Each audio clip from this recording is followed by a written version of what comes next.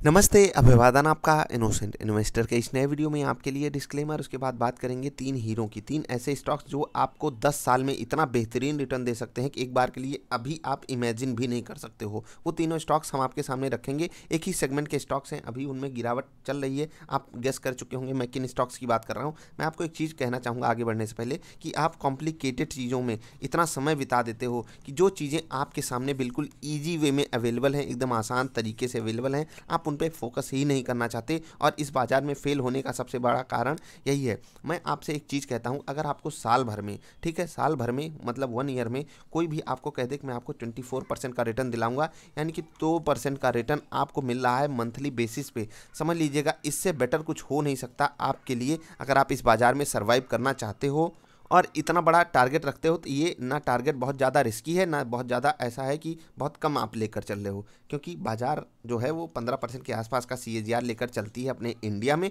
और हम उससे 10% ज़्यादा कमाने की कोशिश करेंगे।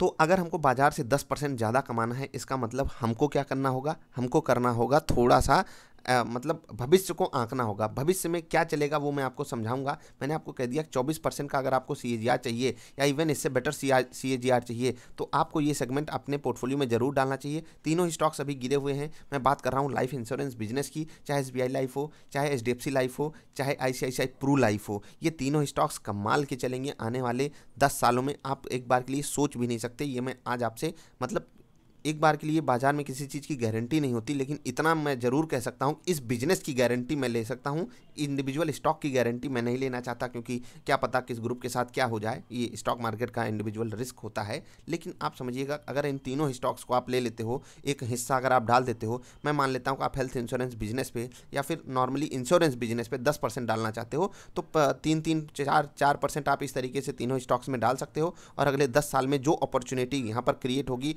हम आप अभी अनुमान नहीं लगा सकते। इंडिया में इनकम जैसे जैसे बढ़ेगी, लोग इंश्योरेंस लेंगे और उसका डायरेक्ट फायदा इन सभी कंपनियों को होगा। तो FDI जो लिमिट बढ़ाई गई है, उससे इन कंपनियों में बड़ा मोमेंटम क्यों नहीं आया? देखिए 49% वाली लिमिट कहां पर आ गई? 74% पे आ गई। ये सब पहले से पता होता है बाजार को। आप देखिए जी बिजनेस वाले क्या कह रहे थे कि भाई साहब ये खबर आने वाली है, तो ये सब सूत्रों के मुताबिक जब खबर आ जाती है तो कुछ होता नहीं स्टॉक में, आपको खुद पता है। अब मैं एक चीज़ आपसे डिस्कस करना चाहूँगा। आप स्टॉक की परफॉर्मेंस खुद कैसे चेक कर सकते हो उसको समझने के लिए देखिएगा।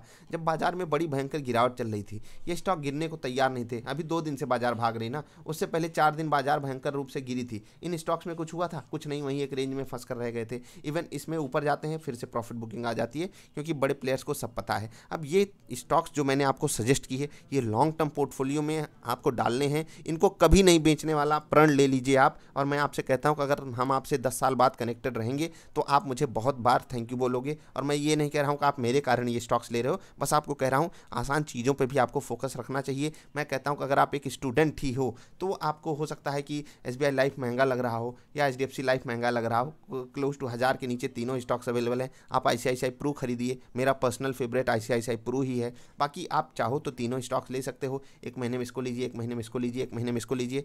मैं कहता हूँ कि आप अपने रिटायरमेंट के लिए ये स्टॉक्स लेकर जा सकते हो। लोग कहते हैं कि रिटायरमेंट के लिए हमको इंश्योरेंस वगैरह, हेल्थ इंश्योरेंस वगैरह लेकर रखना चाहिए अपने फ्यूचर के लिए। मैं कहता हूँ फ्यूचर के लिए आप इंश्योरेंस तो लीजिए ही लीजिए, अच्छा वाला इंश्योरेंस, टर्म इंश्योरेंस आप लीजिए ही लीजिए। उसके अलावा उनके स्टॉक्स को भी अपने पोर्टफोलियो में रखिए, क्योंकि ये बिजनेस जो चमकेगा, समझिए सबको पता है। और जो चीज़ें सबको पता होती हैं तो ऐसा नहीं है कि वो नहीं चलती हैं। एक्चुअली वहाँ कोई आना नहीं चाहता, सब सोचते हैं सबको पता है, सब सोचते हैं सबको पता है, और इसीलिए कोई वहाँ पैसा नहीं लगाता और बड़ा रिटर्न यहीं पर मिलता है। याद रखिएगा, अगले 10 साल में कुछ चले ना चले उसकी गारंटी कम हो सकती है। सबसे ज़्यादा श्योर मैं जिस बिजनेस में हूँ वो बिजनेस रहेगा इंश्योरेंस का बिजनेस। आप इसको मतलब एक बार के लिए नोट डाउन करके ले जा सकते हो। इस सेगमेंट में मैं बहुत ज़्यादा ट्रस्ट करता हूँ। तो तीनों स्टॉक्स में बाजार में बड़ा मोमेंटम आ रहा है, बढ़त क्यों नहीं आ रही है उसको आप समझ चुके हैं कि पूरी खबर डिस्काउंटेड है। और दूसरी चीज़, ये स्टॉक्स थोड़ा सा बाजार के मुकाबले महंगा ट्रेड करते हैं, महंगा in the sense price to earning ratio में। तो एक बार के लिए वो भी एक फैक्टर हो सकता है कि बाजार में जब बेटर अपॉर्चुनिटीज़ अवेलेबल हैं सस्ते में, बहुत ही सस्ते में, तो लोग उसको खरीदेंगे ना। तो ऑफकोर्स सी बात है कि आप समझा कीजिए अपने एंड पर भी। अभी इन तीनों स्टॉक्स में से कौन सा बेटर है, कौन सा ये है वो है, आप उसको एक बार के लिए किनारे कीजिए।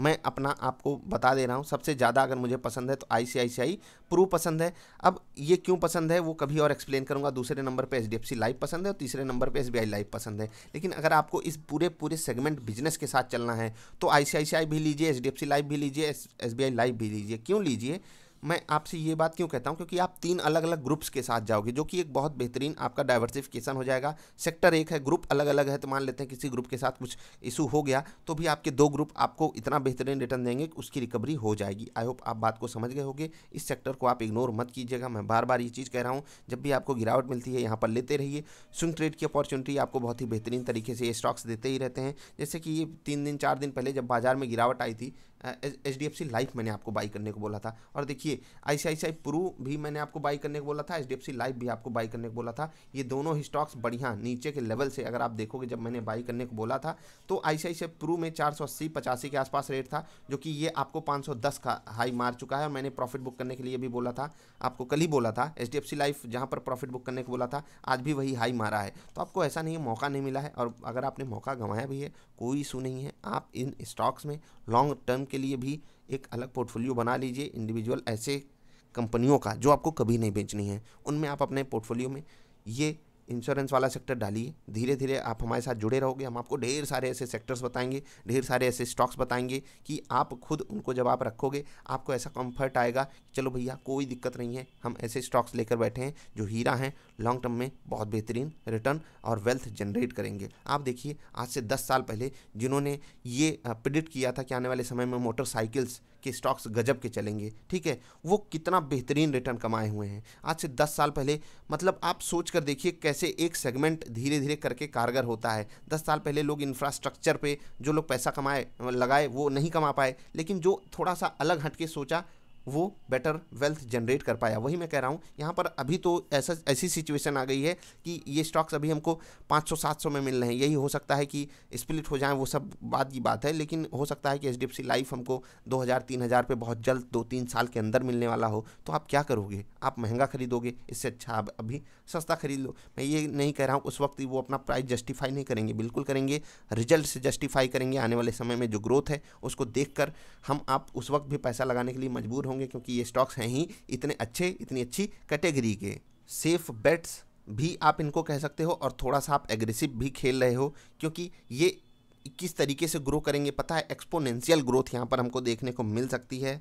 अभी एक चीज़ मैं कम डिस्कस किया हूँ, एफडीआई वाली लिमिट, क्या उससे इन स्टॉक्स पे कुछ पॉजिटिव खबर पड़ेगी? जी हाँ बिल्कुल, बहुत पॉजिटिव है इन स्टॉक्स के लिए, क्योंकि फॉरेन इन्वेस्टमेंट जब 75% तक का आएगा तो कोई भी स्टॉक हो वो झूम उठना चाहिए, क्योंकि ये खबर पहले से डिस्काउंटेड थी, इसीलिए यहाँ पर मोमेंटम नहीं आया है। उसके लिए आप तैयारी बनाकर रखिएगा। नीचे के लेवल पे हमें एचडीएफसी लाइफ बहुत बेहतरीन सपोर्ट पे अवेलेबल है इस वक्त भी, मतलब जब मैंने यहाँ कहा था वहीं से वहाँ से ज़्यादा दूर नहीं है। भले हमको एक अपटिक दिखाया, हमने यहाँ पर प्रॉफिट बुक करने की आपको सलाह भी दी थी। एसबीआई लाइफ भी हमको सपोर्ट पे अवेलेबल दिखाई दे रहा है, और बाजार अगर फ्लैट टू पॉजिटिव रही तो ये स्टॉक्स तब चलेंगे जब बाजार में कोई नहीं चलेगा। तो ये सब मतलब कहते हैं और भाई सब लोग थक गए, अब हम चल के दिखाते हैं कैसे चला जाता है बाजार में, मतलब ये कॉन्ट्रा ट्रेड भी बन जाते हैं बाजार में। तो आपको ये सब बातें ध्यान में रखकर इन स्टॉक्स को अपने पोर्टफोलियो में डालना है। स्विंग ट्रेड ऊपर नीचे होता रहेगा, कभी प्रॉफिट कभी लॉस, लेकिन लॉन्ग टर्म में ये आपको लॉस नहीं देंगे, ये बिजनेस आपको लॉस नहीं देगा, इतना आप यकीन मान लीजिए। आप इनके रिजल्ट को देखेंगे, आप खुद समझ जाएंगे 3-4 क्वार्टर के जब आप रिजल्ट देखोगे। तो बस यही थी वीडियो,